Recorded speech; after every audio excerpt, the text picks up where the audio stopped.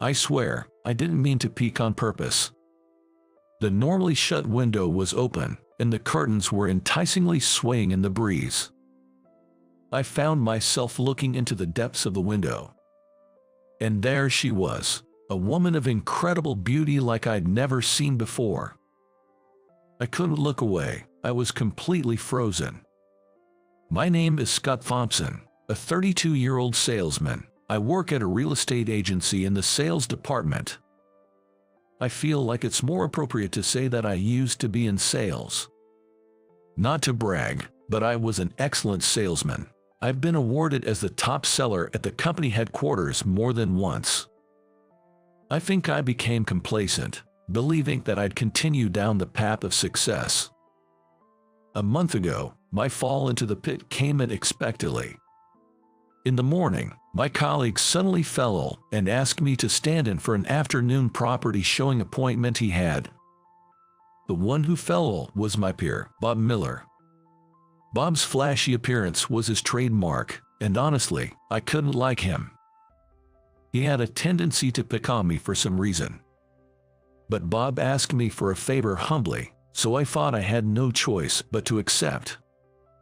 The client for the property showing was a woman in her late 40s. I wanted to send a female colleague to accompany her, but everyone was booked. The woman wished to see a recently built high-rise condo. It was a big contract worth nearly $2 million. Because she was Bob's client, I had to be extremely careful in guiding her. The last thing I wanted was for Bob to complain about not closing the deal because of me. I meticulously guided her through each room. She seemed distant, as if she was not really listening to my explanations.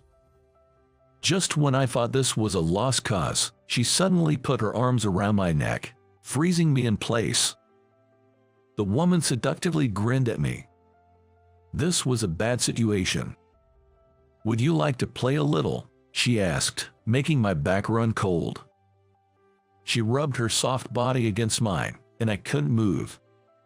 I wanted to remove her forcefully, but she was a client. While trying to figure out how to peacefully resolve the situation, the door suddenly opened. The person who stormed in was my boss, the department manager. His face was bright red with anger. He forcefully separated the woman and me. "Scott, what the hell are you doing with my wife? I'll be reporting this to the top boss." He yelled at me one-sidedly, and I stood there, dumbfounded. Apparently, the woman was the manager's wife. There had been rumors that they were living apart. The wife who had seduced me chuckled, saying busted. A few hours later, I was called into the director's office. The manager had reported me for trying to seduce a client and act indecently. Although I wanted to correct several parts of his report, the atmosphere didn't allow for excuses. The manager, still red in the face, was fuming with rage, and the director was looking at me as if I was garbage. Apparently, the manager reported that I had won all my previous contracts through similar unethical means. As a result, I was reassigned to a branch office in a rural town. I was essentially demoted. When I went back to my desk to receive the reassignment notice, I found Bob grinning smugly. I realized then that I had been set up. But it was too late. I silently packed up my personal belongings and left the main office. Since my reassignment to the small town branch office, I've been so idle. I feel like I'm rotting. The town where I was transferred is near the sea, much like a small rural town, and there's hardly any work. Young people have moved to the cities, leading to an increase in depopulation. I remembered that at a previous meeting at headquarters, there had been a discussion on whether to shut down this branch. "Isn't it boring, Scott? This place is just so quiet." There were no customers at the branch, and there was nowhere to do business. Every day, I was playing with unnecessary paperwork. The only good thing about being transferred to this branch was that my living space had become larger. They had me using a family-sized apartment instead of a cramped city condo. It might just be big for the sake of being big, but I liked that I had room to stretch out. The day after I mentioned to the branch manager that pets were allowed, I found a box of kittens meowing on my desk when I arrived at work. I had an idea of who might be responsible, but I thought it might be a pleasant distraction, so I decided to keep them. To my surprise, the next morning my desk was stocked with a cat bed, kitten food, and canned goods. I couldn't help but smile. My colleagues were secretly watching me. I began to think it was silly to keep a stern face all the time. Gradually, I got used to the laid-back atmosphere of the branch, my colleagues, in this town. That day was a Sunday. The branch was open, but I was off. Since I started keeping kittens, I can't smoke indoors. I made a smoking area on the balcony. As usual, I leaned against the railing of the balcony and lit a cigarette. I could see the sparkling sea across the roofs. It was so bright, I had to lower my gaze. Next to my apartment was a two-story building. The usually closed corner room's window was open, the curtains swaying in the wind. I realized it was my first weekend since coming to this town. I guess the person in the corner room also had the day off. It felt rude to stare too much. Just as I was about to turn my gaze back to the sea, my eyes were drawn to the corner room's window. A young woman was in the midst of getting changed behind the fluttering curtain. I knew I shouldn't look, but it was hard to look away.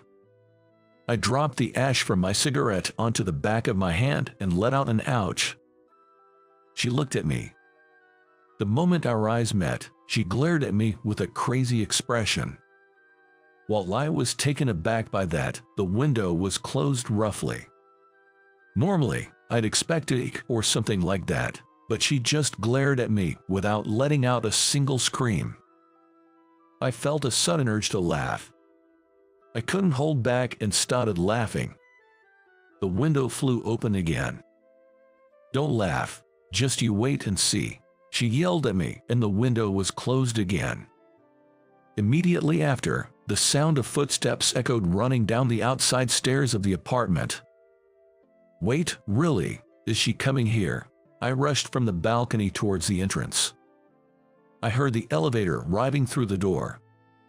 I could hear the footsteps approaching. I steeled myself and waited for the doorbell to ring. The footsteps stopped.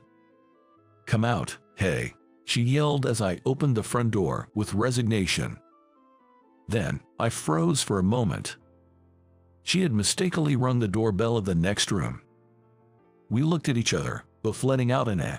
The next moment, the next door neighbor, a full-figured lady, opened the door saying, "Yes, yes."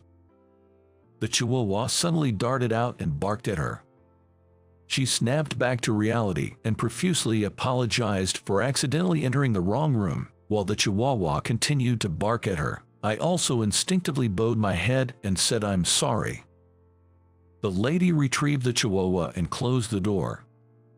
"Don't make that mistake again. It's bothersome," I said to her, who was standing frozen in the suddenly quiet hallway. She glared at me, looking relieved that the commotion was over. She then marched straight into my room. She walked to the center of the room, spun around, and sharply pointed at me. "You saw it, didn't you, my thing?" That irritated me a little. It was like an accident. "I didn't see anything. What are you talking about?" I tried to argue that I hadn't been looking. I just happened to see. "Huh, what did you see?" This.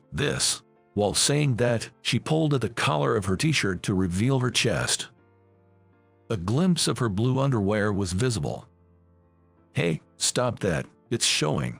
Not wanting to compound the situation, I hurriedly moved away from her. She continued to flaunt her chest and accuse me, as if chasing me. "You saw it." "I saw it, or rather, it was in sight. I'm sorry, but I swear I didn't intentionally." Before I could finish my sentence, a slap from her landed on my cheek. My first encounter with her was quite intense. "Hey Scott, let's go grab lunch. It's my treat." Around lunchtime on next day, branch manager proposed. I nodded while I applied a cooling pad that my boss had given me to my slapped cheek. The place he took me to was a small cafe near the coast. I had passed by it before, but never entered. Branch manager, who was seemingly irregular, ordered the usual lunch for two at the counter. "Sure, 2 lunches. Take a seat wherever you like." The person who responded from behind the counter was the very woman who had slapped me the day before. She widened her eyes even further when she saw me standing next to the branch manager. I raised my hand in a somewhat awkward greeting. "Hi." "What are you saying, you peeper?" A torrent of abuse made me flinch. Branch manager casually said, "Oh, you peeped," and laughed. Left with no ground to stand on, I could only shrink back.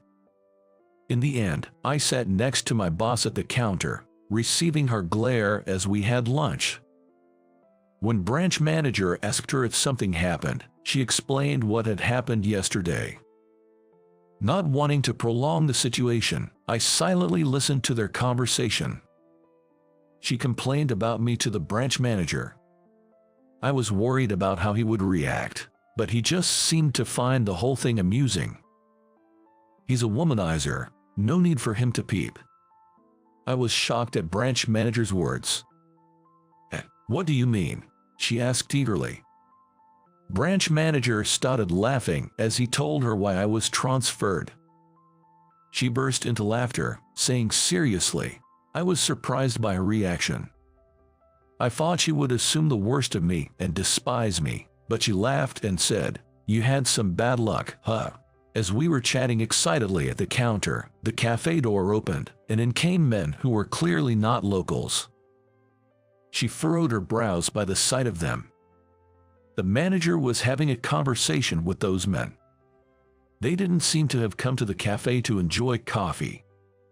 The manager received some documents and then sent the men away. Immediately, the manager threw the documents into the trash bin. "Hey, what was that all about?" I decided to ask her. "They've started coming around recently," she replied. "Apparently, they are real estate agents who have been aggressively buying a property in this area. Of course, they have nothing to do with our company." The company name she mentioned is indeed not well regarded in the industry. "It seems they're asking if we're willing to sell this place too," she said with a sigh. "Land speculation has a bad reputation, but it's part of the real estate business. There's nothing wrong with it if transactions are made at a fair price and with mutual consent. If you could sell at a high price, wouldn't it be okay to relocate somewhere else?" I suggested. As a business, this place seemed somewhat lonely. Even at lunchtime, there were only us as customers. I thought that relocating and finding a more profitable location could be an option. But she reacted angrily and raised her eyebrows. "Don't make reckless comments without understanding the value of this community. If you call yourself a local real estate agent, then understand more about this community."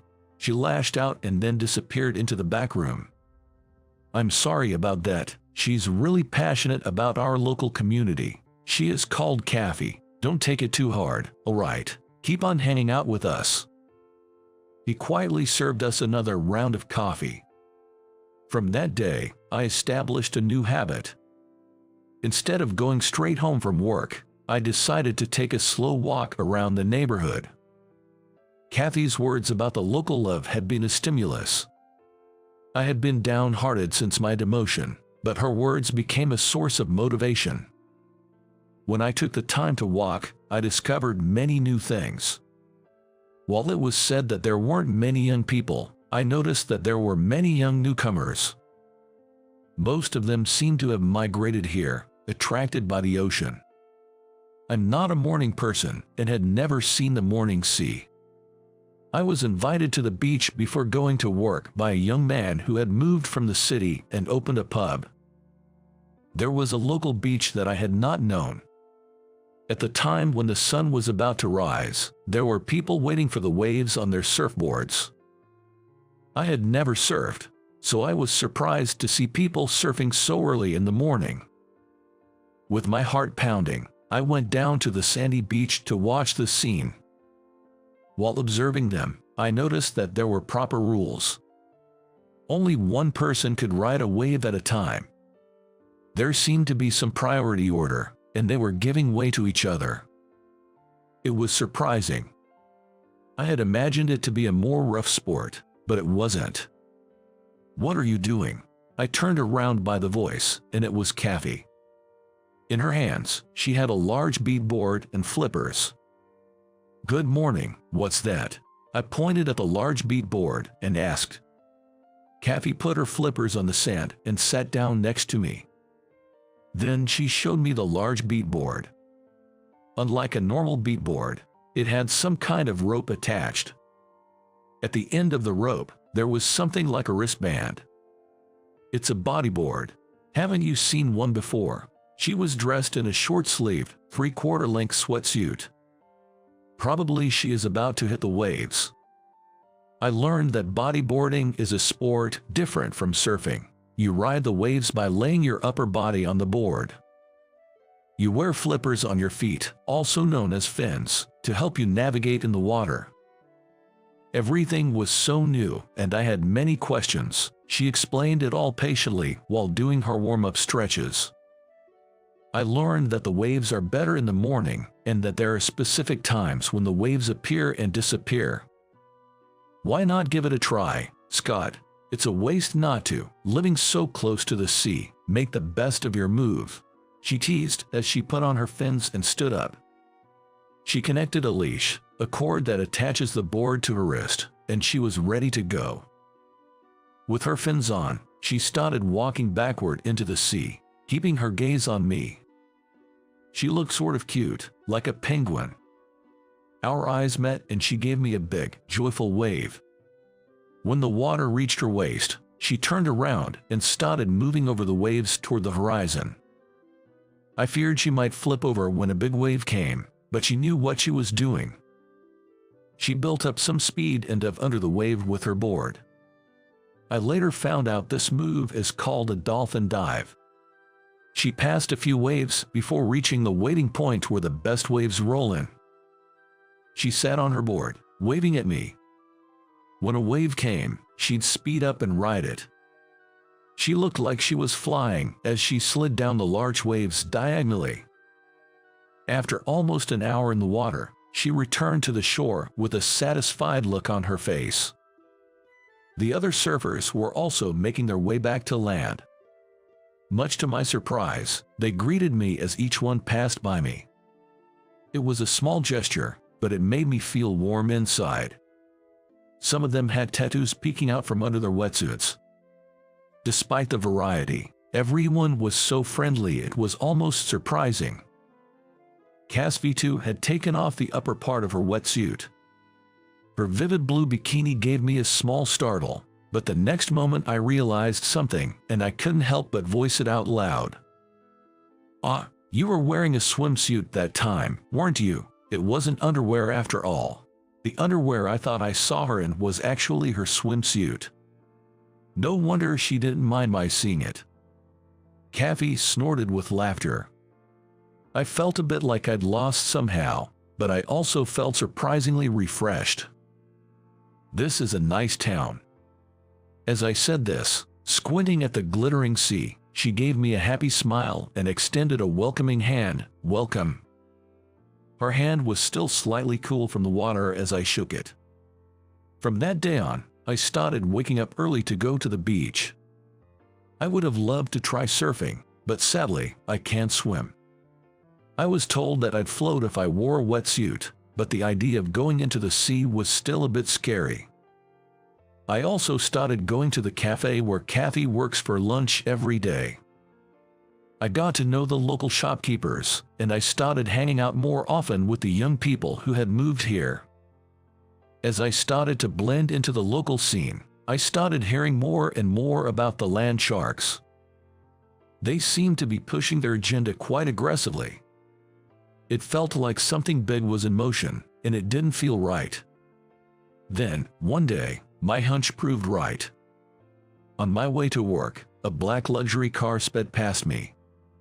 I caught a glimpse of a familiar face in the window. It was Bob, the man who had set me up. I hadn't heard anything about Bob quitting his job. He's up to something with another real estate agency, doing things his own way. It's bound to be some shady business if he's moving in secret. I contacted a friend at the main office as soon as I got to work. According to my friend, Bob is apparently on annual leave today.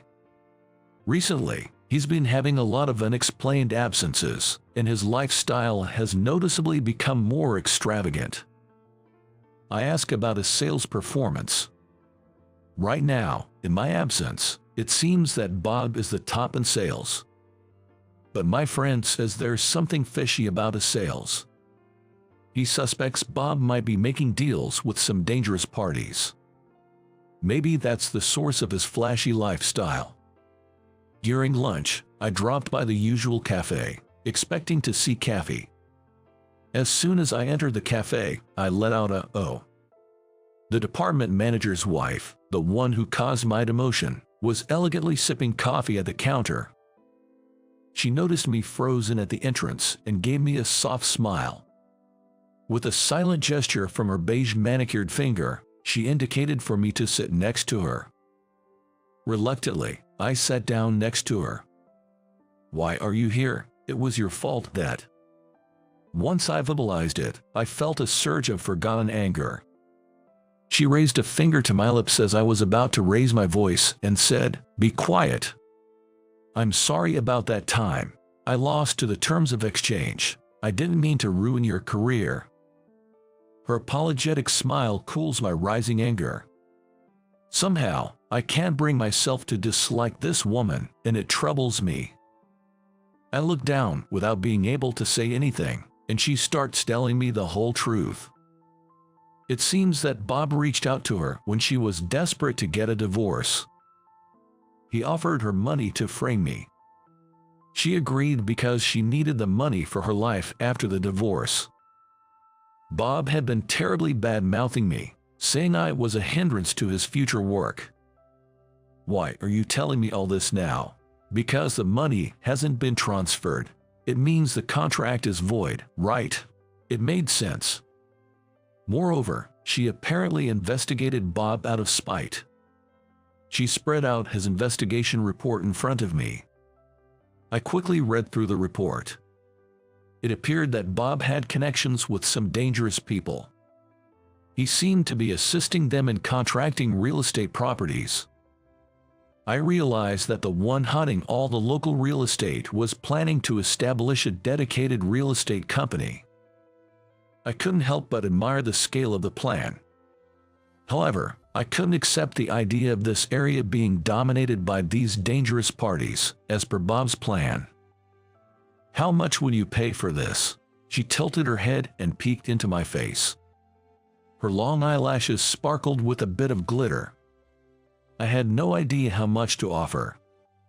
"How much do you think?" Timidly I asked her, and she replied with a small smile. "How about you treat me to a cup of coffee?"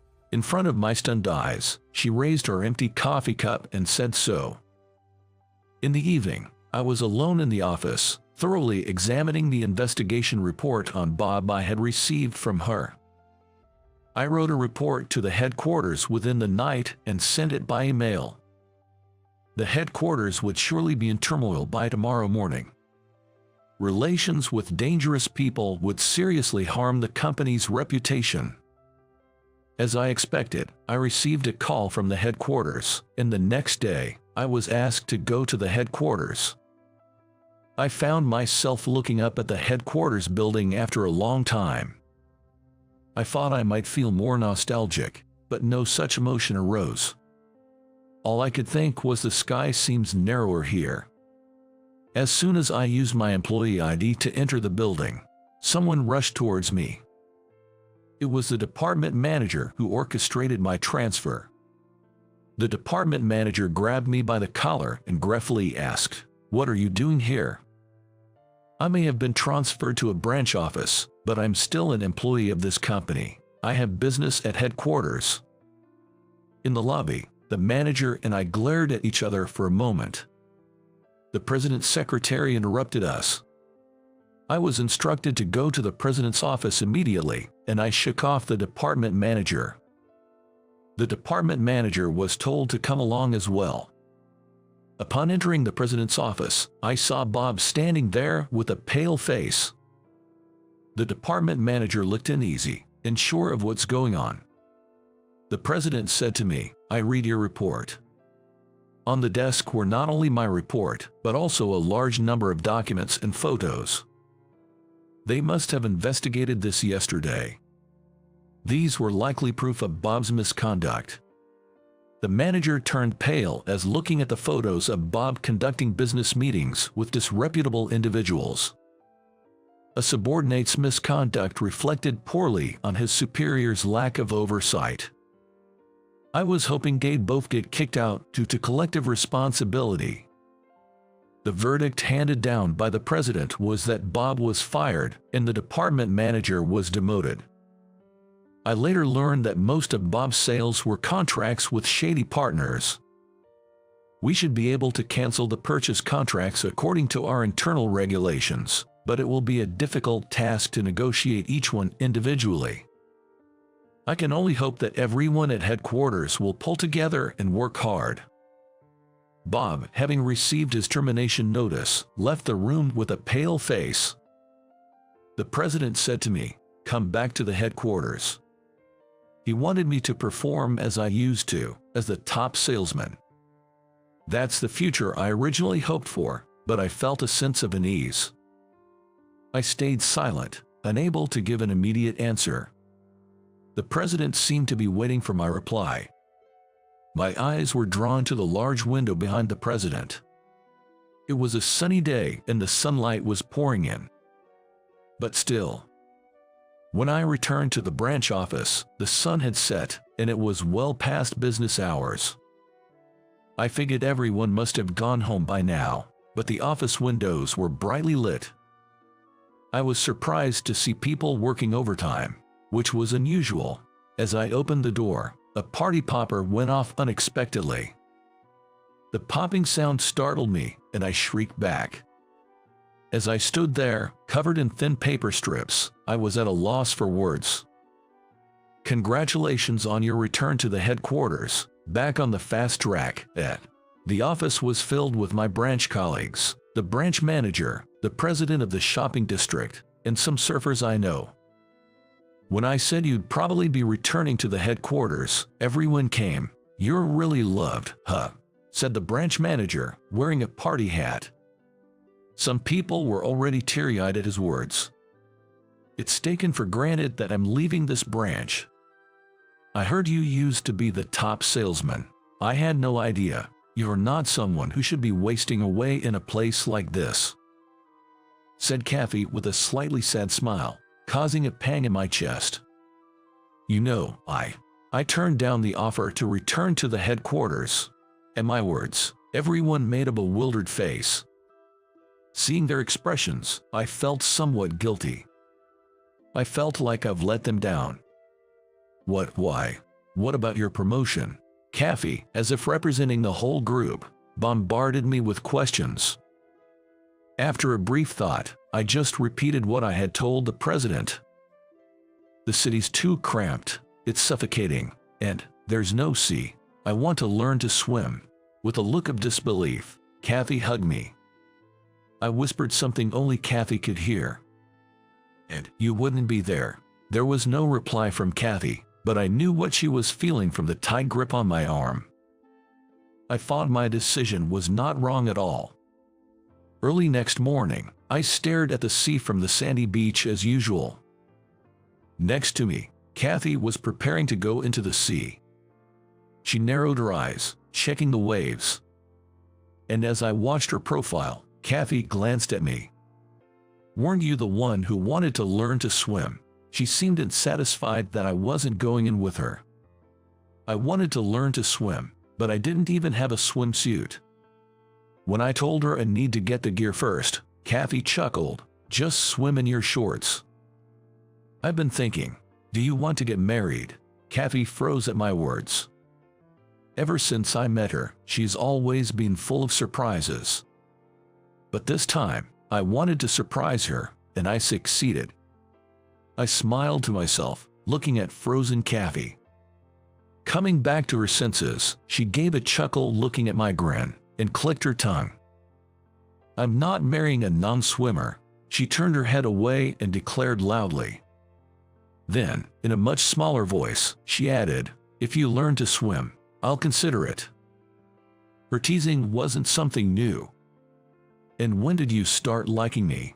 Before I could finish my line, I was hit with a bodyboard. "Stop getting ahead of yourself. Go back to HQ." After seeing my, with that parting shot, Kathy ran towards the sea. She went up to the water's edge, then turned back. She must have realized she'd forgotten her flippers. When I held them out, she snatched them away.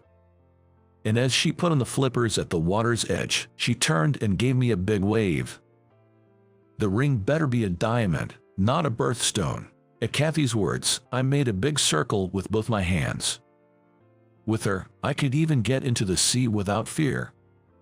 I wish I could tell the dejected me from when I first arrived in this town, being transferred from the HQ. "You're going to find the greatest treasure in this town." For now, I guess I should thank Goddess of Fate.